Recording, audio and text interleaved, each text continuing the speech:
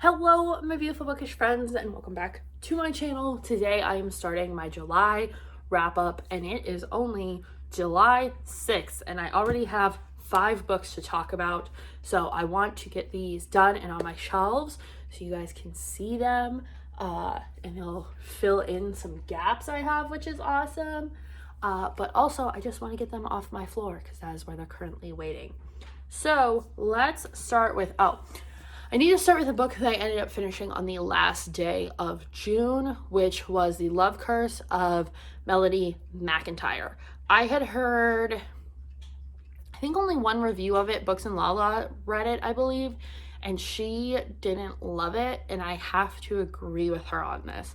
This is a story about a stage manager at a high school that has a very prestigious performing arts program. However, they think that the theater program is cursed, so the crew and the cast take it very seriously and come up with a new superstition, which they have to do every year. And this time it is that Melody can't fall in love with anyone or date anyone because that will ruin the show. And initially I thought the concept would be really good, especially because not a new girl, but a girl who is famous and not always in school ends up coming back and just wants to be like a regular high school kid for a bit. And they end up kind of having a relationship because they're both bisexual. So I thought it'd be a really good like queer story and really cute. And there were parts where it was cute, but also I felt like we got very little of the actual relationship because they kind of, sneak around. But her friends suck so bad. Like these characters, even Melody herself, I felt no connection. But I feel like it was one of those books that painted teenagers as being really stupid and not having any sort of emotional intelligence at all. So I only gave it 2 stars, and basically the atmosphere kind of saved it. So the next book I actually DNF'd in May, and it was because there was just low intrigue and I really wasn't in the mood for it and thought I would try it later. And luckily I remembered where I was, so I didn't have to start over, and that is The Lost Apothecary. I read from chapter 16 to the very end, and there's only like 36 chapters, I think. And this one too, I gave 2 stars. So I was really excited for this book. I thought it would be cool. It's a historical fiction / a little bit of mystery and thriller. And there's dual timelines of this apothecary that used to make poisons for women who were trying to kill men who are mistreating them or wrong them in some way. And then there's a woman who finds one of these bottles in a river in London, and she starts researching it and figuring out, but she's having her own marital problems and ends up kind of becoming a suspect in a potential poisoning. So it's like the two kind of come together at some point. I really thought I would like this, but this book gave me so little of the actual like poisoning and someone like these men being wronged. Like you only hear about 2 in the whole book that happen like within the story, and not when the character's just talking about what she does for work.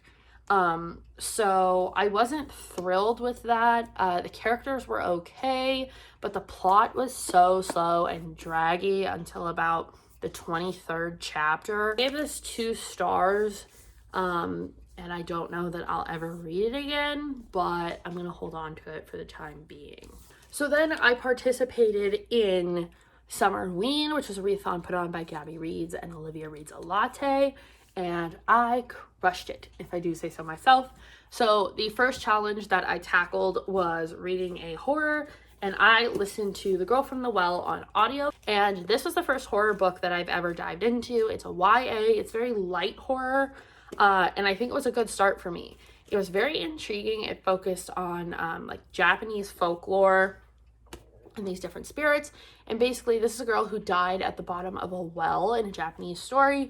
And she now comes back, and essentially she can help trapped souls of children. And in this world, it's like if you were a child and you were killed by someone, they carry your soul with them until she comes around and she helps kill them, and then the soul can be released and move on in the world. It just kept moving. It was like we started with Tark moving into this new city where his mom is being treated, And then there is a serial killer element, like, and how they get away from them.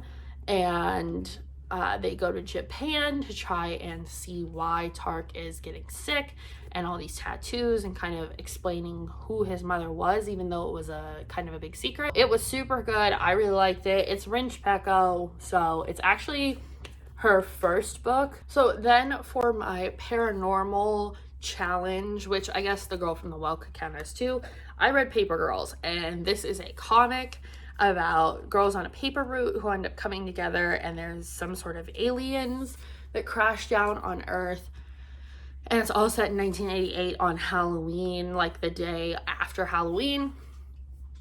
I was not super thrilled with this. There, like within the first 2 pages, is a lot of unnecessary homophobia and the use of the F word, like the F slur, I should say, and like reference to AIDS that just kind of was very stereotypically unnecessary. Like it had no real place in the story. So I kind of sped through that part, and then it got really sci-fi and really heavy into like alien stuff, and some of the points that like people think the reckoning is happening, and because people are just disappearing. So I don't think I'll continue on with this series, just because it really wasn't for me. Then I completed the Read a Book with Halloween colors on it. I had to get Heartstopper Volume 2, which obviously has Halloween colors on it, and I loved it. This was so good. I think I gave this a 4-star, also just because some of it, I mean, it's cute and really fluffy. It's not like without substance. There's quite a bit of substance in here and talks of homophobia, but definitely handled better than this. Like, this is a queer story, and this was like this girl being a jerk. Like, there's no other way to put it. So yeah, I loved this. I think I gave this like a high 4 stars, or maybe 5 stars. But it's great. It's just like a cute little like coming out story. And then the last one that I finished last night, which I had started in June and finally finished, this was my Read in the Dark challenge. I also had the other challenge was to get a like fall treat or drink, which I did. But I finished the Honey Don't list. I had heard mixed reviews about this one too. I know Christina Lauren for some people is kind of hit or miss, and for me this one was a 3-star, mostly because yes, the characters were pretty good, the atmosphere was okay. It's all about these 2 assistants of these very like Chip and Joanna Gaines type people, but basically their marriage is falling apart and they're pretending like it's not. They think that they're fooling the world. It's the assistant's job to make sure that they stay at least civil enough in front of the cameras that everybody can get through this so nobody like loses their job and their income. However, of course, the 2 assistants do end up starting a relationship together, blah, blah, blah, romance, romance, romance. So this is just 303 pages, but I felt like it could have been a little bit longer. I feel like we got very little of the actual relationship between the assistants, and it was just kind of like very instant love, but not in a way that made any sense. And obviously we have the other couple who's fighting, and I just didn't find it as funny as other people think. I mean, it's obvious who they're poking fun at, but then they also reference Joanna Gaines in here, and I'm like, oh, so this is all functioning in the same universe. And I was like, I kind of just wanted it to be in like its own separate little like timeline, portal, whatever you want to call it. So the last time I did a check-in, it was like July 5th of July. So it is now the 21st that I am filming this, and we have honestly quite a few books to talk about, and I'm very proud of myself. So the first one I want to talk about, I just finished a few days ago, but I started it first. It kind of took me a little bit to get into because I did read this physically. However, I finished From Blood and Ash by Jennifer L. Armentrout. This has been a book that has gotten so much hype on BookTube. If you guys don't know what it's about, it is about a girl who is selected as the Maidens. She is to remain chaste. She has powers. She is like the queen's favorite. There's a lot that goes on in this book. Let me start by that. It is a fantasy romance. I loved this book. I thought it was super good. I gave it high 4 stars. The only thing that kind of threw me off was some of the plot points. I felt like were really drawn out and really repetitive, but overall it was a really good book. Hawk is a really good character. He's one of those morally gray kind of love interests that you're not really sure at first if you want her to be with him, but then by the end of it, you're really rooting for them.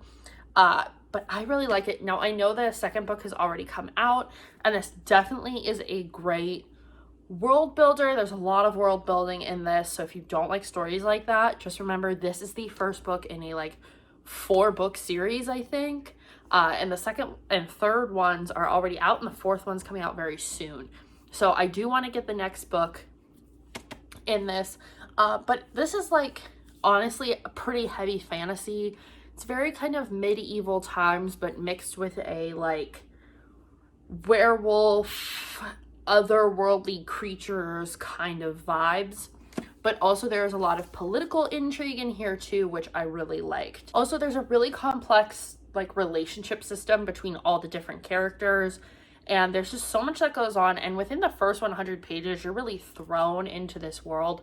So I thought it was super good. I can't wait to read the next one. So the next book I want to talk about is The Shadow Between Us, and I have to get my laptop for this one because I did not physically read this book. I did the audiobook, but I borrowed it from the library. And again, this is a fantasy romance, definitely more so heavy on the romance. Now, this book came out in 2020, and it is a standalone, and I gave it 4 stars. But the whole premise of this book is there's a young girl, I shouldn't say young, she's like 18, who she wants power. She is the second sister in her family, so she is supposed to be getting married off now that her older sister is married, but she doesn't want to marry just anybody. She wants to marry a duke. She wants to marry a king. She wants to marry somebody with money that's going to give her power. And she's basically a black widow, where every man that she's kind of been involved with has either ended up dead or, she manipulates them in some way. She blackmails them. She gets rid of them. And, you know from the jump that she killed her ex-boyfriend. So she's kind of running from the law in that sense, hoping that they don't find out, all while trying to manipulate this duke this king who never lets people touch him and is surrounded by these shadows. Like, very dark things have happened to him. And honestly, reading from Blood and Ash and then The Shadow Between Us, like back to back, I could see a lot of similarities there. They're definitely written in a very similar vein. So if you like one, you'll probably like the other. But let me look at my notes real quick. It is slightly tropey with some of the like twists and turns and the betrayals in it. However, I think it's just tropey enough to bring you in, but then the story itself is unique in the sense that I've never really read anything like this before, and I read it super quick. I think it only took me like a few days to get through. And this book is slightly steamy, where definitely from Blood and Ash, I would say, is more, it's YA age characters, but written for an adult audience. And I don't mean like 16 years old, like everyone's 18 and over. So maybe I'd put it in the new adult category. This one I would say is definitely YA, even with some of the more like explicit scenes. They're definitely kind of a fade to black sort of scene, where from Blood and Ash is very just in your face, like this is what is happening. Then I actually started listening to The Hollow, which is a book that I had seen at Books A Million, and it was on my list of books I wanted to pick up physically, but I noticed it was at my library on audio, and I put a hold on it, and I ended up getting it and reading it, which is paranormal contemporary from 2010. And I say that because the fashion that they talk about is definitely of the time. I'm talking like layered camis with a fedora, with like straight leg jeans, like it very, very, very 2010. But this is in a series of books that is set in Sleepy Hollow. It is all about a girl whose best friend goes missing, and then they find her body, and basically her trying to cope with all of that, going back to high school and people pretending to have known her friend, all while she meets this boy in a graveyard who she's slowly falling in love with. But she's also a perfumer, like that is her hobby. And I would say this one, I gave the first one 4 stars. The only thing I would say is that the main girl, whose name I literally cannot remember right now, is very much, I'm not like other girls, kind of. Then I would say it's very Pretty Little Liars vibes, without the blackmail aspect of it, but the mystery of trying to figure out who killed her friend is there. It was a 4-star, and I'm happy I didn't buy it. So also, oh, by the way, these are by Jessica Verde. I listened to the second book, so this one was also at the library. The third one is not in my library, which kind of bugs me because now I have to figure out how I'm going to finish the series because it is a trilogy. But the next one is called The Haunted, and this takes place directly after.